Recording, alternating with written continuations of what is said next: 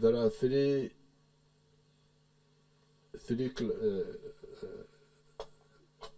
clusters. There are a lot of problems in Africa caused by mistakes. Africa would have been far, would be far stronger than we are now, but there are mistakes. And the mistakes are because we don't share. Everybody is an expert. We don't share ideas. In the anti-colonial struggle, we were sharing.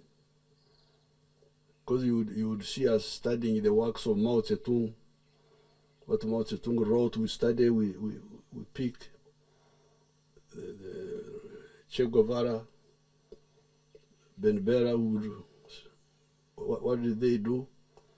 But after independence, there was a problem of arrivism. I call it arrivism. When you arrive and you think there is no need to know more, I think this is the biggest problem, really. There's no other problem. I don't see any other problem. It is this one of arrivism. When people arrive in office, they forget. And therefore, I have been active since 1960. I've been following for the last 65 years. There's nothing I don't know. Whatever happens, I know. I have seen. Now there are three mistakes. Mistake number one is philosophical mistakes. To understand what makes man perform. What makes man perform well.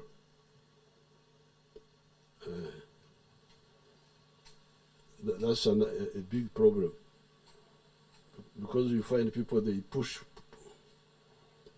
programs. That's why, for instance, even here in Uganda, there were a lot of mistakes. Or, for instance, not understanding the role of the private sector. How the private sector, because you see, the question is, will man perform because of altruism? Altruism, you know, altruism. Is it clear in Francais? Altruism. Because you do for others. It's clear. Does human being perform because of altruism or because of egocentrism?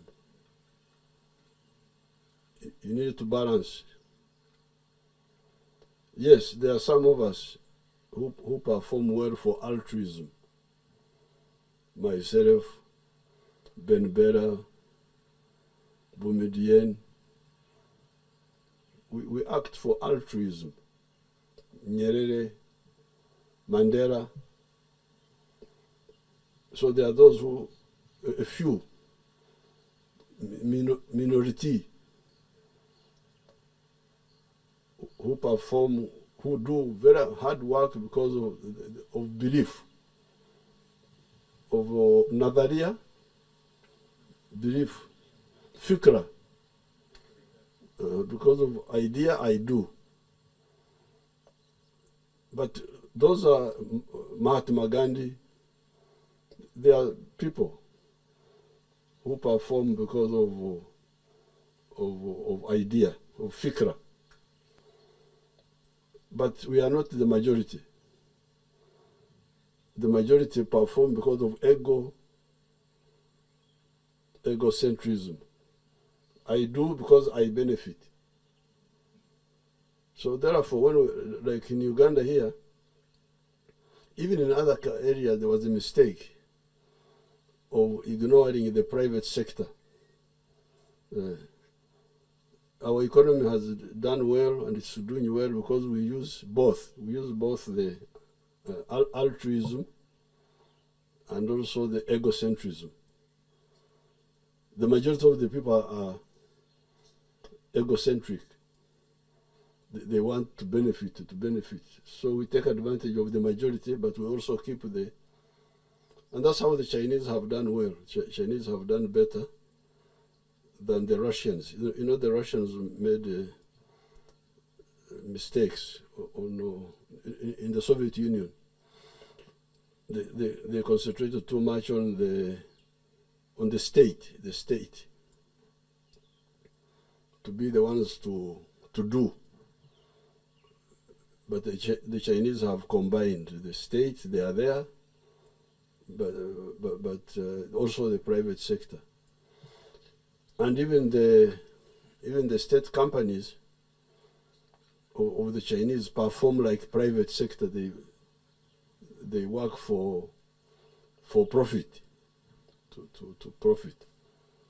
So this is the first mistake, philosophy. Philosophy has mistakes have been, especially not understanding the role of the private sector. That was our mistake, our problem here. Idi Amin expelled the Indians. The Indians were part of our private sector, but Idi Amin expelled them, and the economy collapsed. But when we came, we brought them back. So this is one mistake, philosophical, in my view. The other mistake has been ideological. The question is,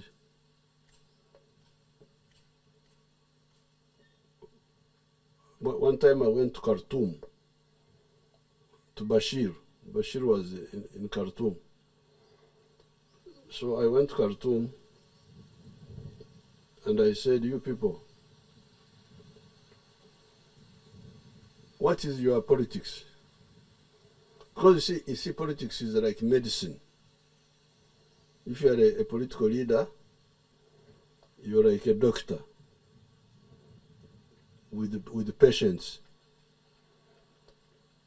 The doctor must look at the patient and say, what is this patient suffering from?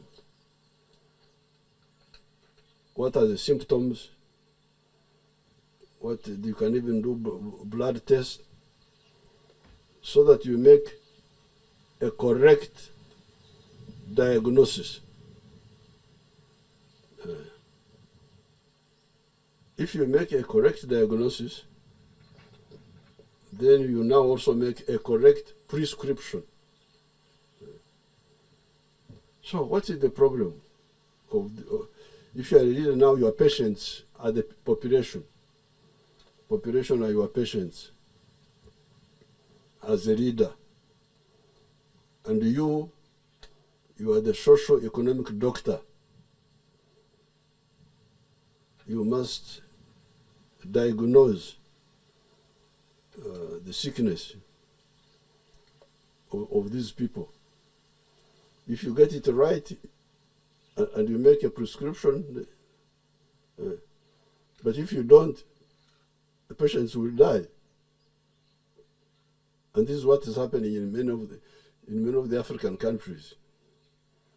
You find the whole system has collapsed. But even in Europe, France, in Europe, there's no more thinking. No more thinking, just... It's really very serious. this problem of. So when I went to Khartoum, I asked those. There was a big group in a hall of Sudan. I said, you people, what is your politics? Is your politics? I learned a few Arabic words. I said, is your politics based on Hawiya? They told me Hawiya means identity. Is your politics of Hawiya, identity of religion? In the case of Sudan, they even talked of race, Arabs, Africans. So I said, what is your politics? Is it identity, Hawiya, or maslaha, interests?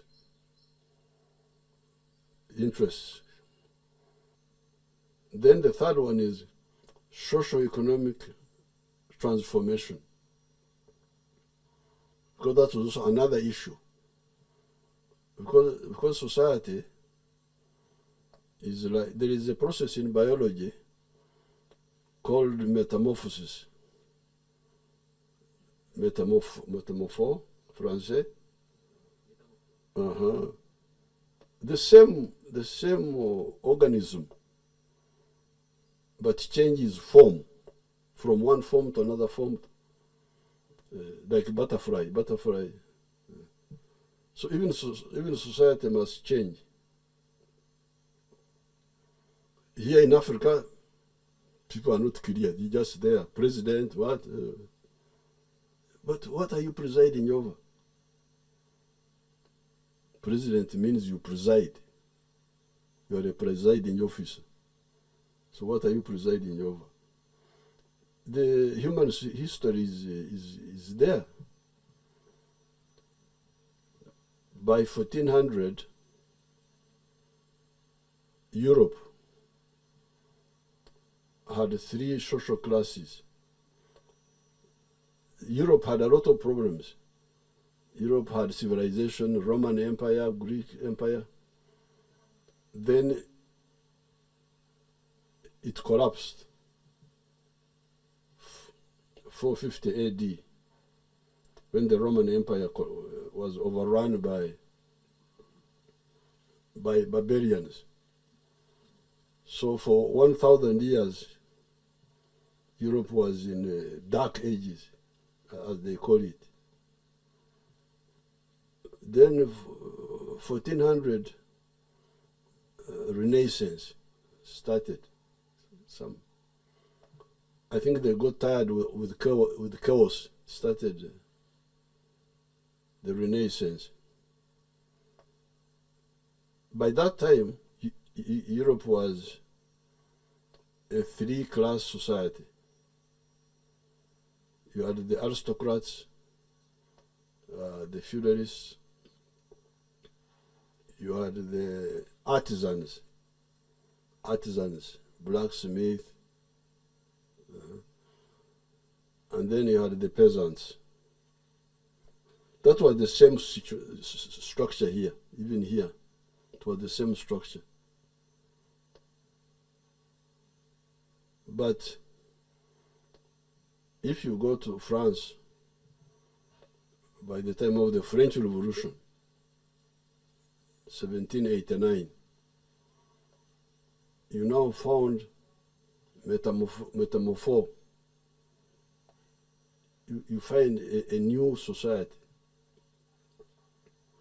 You still have the feudalists, like before, but you now have a new social class. The feudalists live by, how do they live? They live by rent from land. But now there's a new social force called the middle class, the bourgeoisie. These had never existed in human history. These are people who live on profit. I buy a good at 1 shilling, I sell it at 2 shillings, I live on the difference between the selling price and the buying price. This is a new social force, which did not. It was there in the biblical times. They would talk about it a bit, but not widespread. So you have now a new social force which never existed in human history, which was good. The bourgeoisie.